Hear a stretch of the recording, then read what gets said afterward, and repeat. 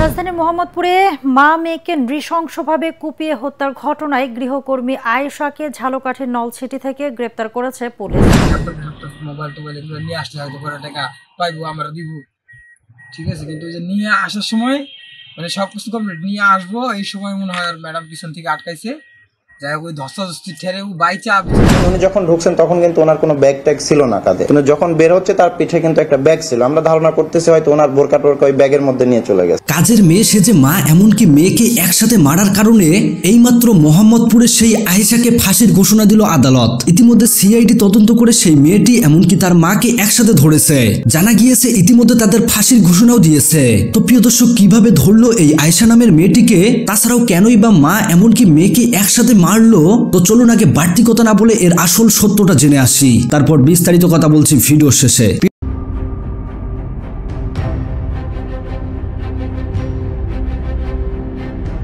রাজধানীর মোহাম্মদপুরে মা ও মেয়েকে নৃশংসভাবে শেষ করার ঘটনায় মূল আসামি আয়েশাকে থ্রিলার সিনেমার কায়দায় গ্রেফতার করেছে পুলিশ। ঝালকাঠি এলাকা থেকে তাকে গ্রেফতার করা হয়েছে বলে জানিয়েছে পুলিশ। মোহাম্মদপুর থানার ওসি মেজবা উদ্দিন এ তথ্য নিশ্চিত করেছেন। তিনি বলেন, রাজধানীর মোহাম্মদপুরে মা ও মেয়েকে প্রাণে শেষ করার ঘটনায় জড়িত গৃহকর্মী আয়েশাকে ঝালকাঠি থেকে গ্রেফতার করেছে মোহাম্মদপুর থানা পুলিশ। উল্লেখ্য, সোমবার কথিত গৃহকর্মী আয়েশা মা লাইলা ফিরোজ ও মেয়ে নাফিজা লাওয়াল বিনতে আজিজকে মেরে পালিয়ে যান। কেন ও কিভাবে মা মেয়েকে শেষ করে আয়েশা, কিভাবে তাকে আটক করল পুলিশ, চলুন বিস্তারিত জেনে নেওয়া যাক। রাজধানীর মোহাম্মদপুরের শাহজাহান রোডে নিজেদের ফ্ল্যাটে মা মেয়েকে শেষ করে দেওয়ার ঘটনায় দেশব্যাপী আলোচনার জন্ম দেয়। এরই ধারাবাহিকতায় প্রধান সন্দেহভাজন গৃহকর্মী আয়েশাকে শনাক্ত করে আইনশৃঙ্খলা রক্ষাকারী বাহিনী। তার প্রকৃত নাম পরিচয় এবং স্বামীর পরিচয়ও জানা গেছে। এদিকে সর্বশেষ খবরে জানা গেছে গৃহকর্মী আয়েশাকে ঝালকাঠি থেকে গ্রেফতার করা হয়েছে এবং তাকে ঢাকায় আনা হচ্ছে। ঢাকায় এনে আয়েশার জন্য রিমান্ড চাওয়া হতে পারে। জানা যাচ্ছে, সোমবার মা মেয়ের প্রাণহানি ঘটানোর পর বাসা থেকে অভিনব কায়দায় পালিয়ে ঝালকাঠি চলে যান আয়েশা। সেখানে একটি বাসায় আত্মগোপনে ছিল এই কুখ্যাত ঘাতক। তাকে আটক করতে প্রশাসনের ওপর মহল পর্যন্ত সর্বাত্মক প্রচেষ্টা চালিয়েছে। পুলিশের একটি সূত্র বলছে, তাকে আটক করতে স্যাটেলাইট ছবি পর্যন্ত ব্যবহার করা হয়েছে। মানে সাধারণ কোনো অপরাধের ক্ষেত্রে পুলিশ স্যাটেলাইট ছবি পর্যবেক্ষণ করে না, কিন্তু মোহাম্মদপুরের ঘটনায় সেটি ঘটেছে। সর্বশেষ পুলিশ আধুনিক সব প্রযুক্তি ব্যবহার করে এবং গোয়েন্দা তথ্যের ভিত্তিতে তাকে আটক করতে সক্ষম হয়। উল্লেখ্য, এ ঘটনায় সোমবার রাতে গৃহকর্মী আয়েশাকে একমাত্র আসামি করে মোহাম্মদপুর থানায় মামলা করেন নিহত লাইলা আফরোজের স্বামী স্কুল শিক্ষক আজিজুল ইসলাম। মামলার এজাহারে বলা হয়, সোমবার সকাল 7টার দিকে তিনি উত্তরায় স্কুলে চলে যান। সেখানে থাকা অবস্থায় স্ত্রীর মোবাইলে একাধিকবার ফোন দিয়ে যোগাযোগের চেষ্টা করে ব্যর্থ হন। পরে তিনি বাসায় ফিরে স্ত্রী ও মেয়েকে বিভৎস অবস্থায় দেখতে পান। ভবনের সিসিটিভি ফুটেজ অনুযায়ী আয়েশা সকাল 7:51 কাজ করার জন্য বাসায় আসেন এবং সকাল 9:35 নাফিসার স্কুল ড্রেস পরে বাসা থেকে পালিয়ে যান। যাওয়ার সময় একটি মোবাইল ফোন, একটি ল্যাপটপ, স্বর্ণালংকার, নগদ টাকাসহ মূল্যবান জিনিস নিয়ে যান। শ্রোতাহাল প্রতিবেদন থেকে জানা যায়, লাইলা আফরোজের শরীরে প্রায় 30টি আঘাতের চিহ্ন রয়েছে। তার মেয়ে নাফিজার শরীরেও 4টি ধারালো অস্ত্রের আঘাতের চিহ্ন রয়েছে।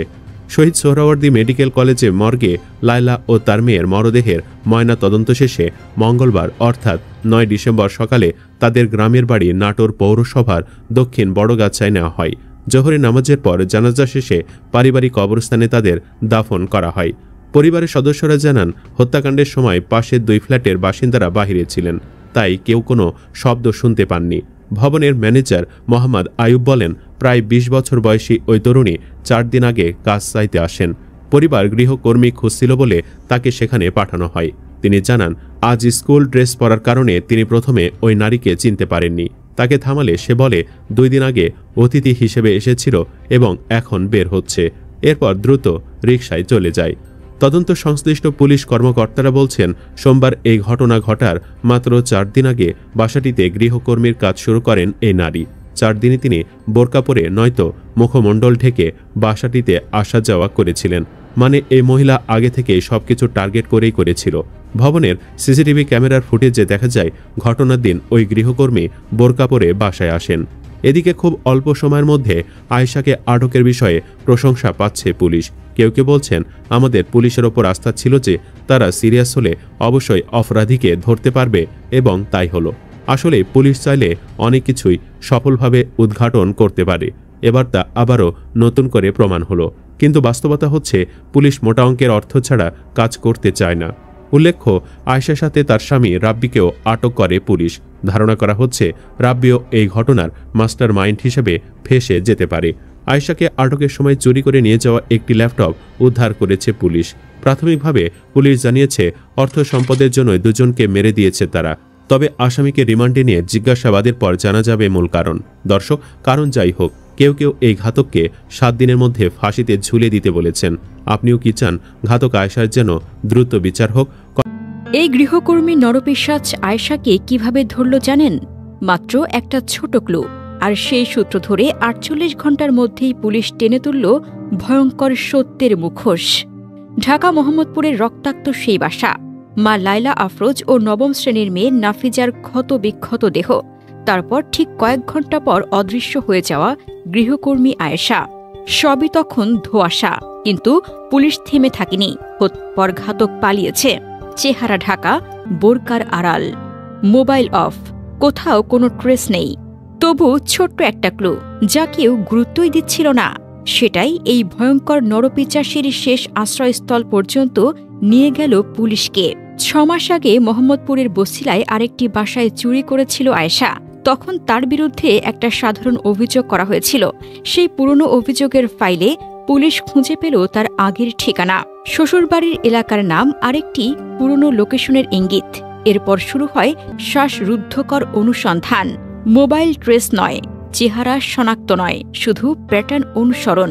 আর সেই প্যাটার্নই পুলিশকে শেষ পর্যন্ত নিয়ে যায় ঝালকাঠির নলছিটি। সকালে শ্বশুরের বাড়ি থেকে তাকে গ্রেপ্তার করা হয়, আর তখনই দেখা যায় তার বাম হাত ও তালু ব্যান্ডেজ করা, যা স্পষ্ট করে হত্যার সময় সে নিজেই আঘাত পেয়েছিল। হত্যার পর আয়েশা তার স্বামী রাব্বিকে তার বিষয়টি জানায়।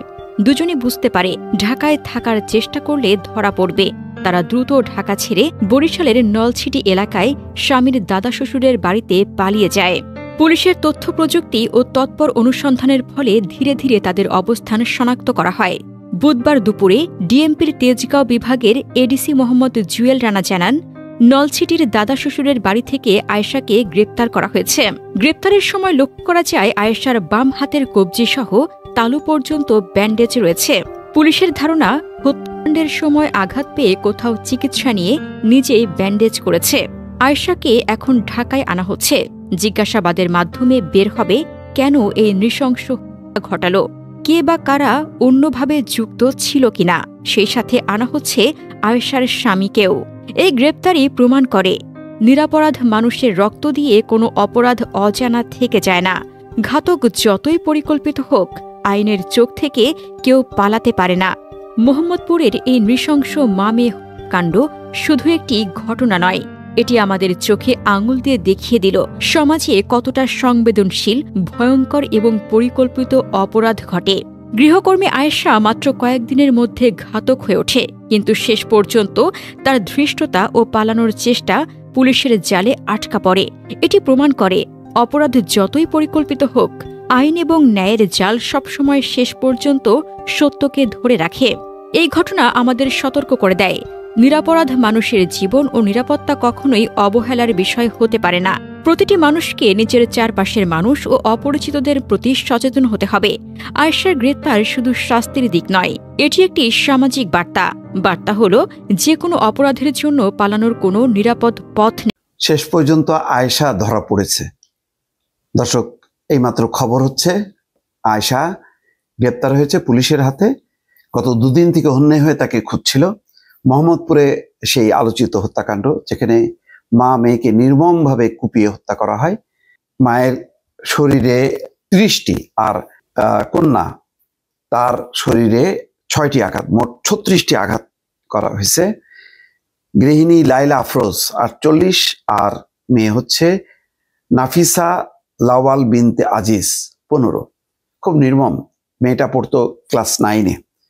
ভোর সকালবেলায় এই ঘটনা ঘটে মোহাম্মদপুরের বহুতল ভবনের, এবং সেখানে হত্যাকাণ্ডের পর দেখেন সামান্য স্বর্ণালংকার, টাকা, মোবাইল ফোন, ল্যাপটপ নিয়ে পালাই যায়। 4 দিন আগে ওই বাড়িতে গৃহকর্মীর কাজ করে, কিন্তু শুরু থেকেই তার আসা যাওয়া মানে পরিচয় সবকিছু রহস্যে ঢাকা ছিল।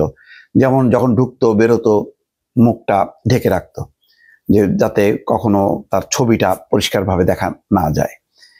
তারপরে তার ঠিকানা কেউ জানতো না, তার মোবাইল নম্বর কেউ জানতো না। এরকম অজ্ঞাত পরিচয়ের, এটাও একটা শিক্ষা।